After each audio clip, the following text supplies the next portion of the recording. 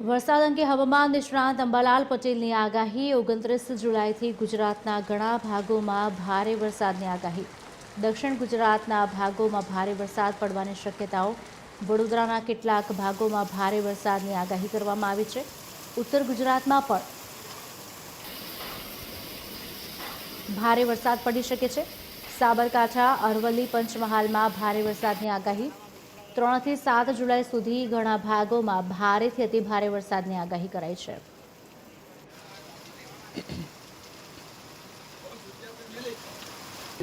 જેમાં સૌરાષ્ટ્રના ઘણા ભાગોમાં ભારે વરસાદ થવાની શક્યતા છે. આ ઉપરાંત મહેસાણાના ભાગો,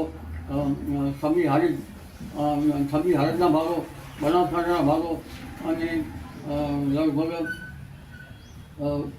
અરવલ્લીના ભાગો, સાબરકાંઠાના ભાગો, પંચમહાલના ભાગો અને મધ્ય ગુજરાતના ભાગો, વડોદરાના ભાગો તેમજ મહીસાગરના ભાગો, ખંભાતના ભાગો અને દક્ષિણ ગુજરાતના ભાગોમાં ભારેથી અતિભારે વરસાદ થવાની શક્યતા છે. તદુપરાંત તારીખ 9 થી 15 પણ ગુજરાતના ઘણા ભાગોમાં ભારે વરસાદ થવાની શક્યતા છે.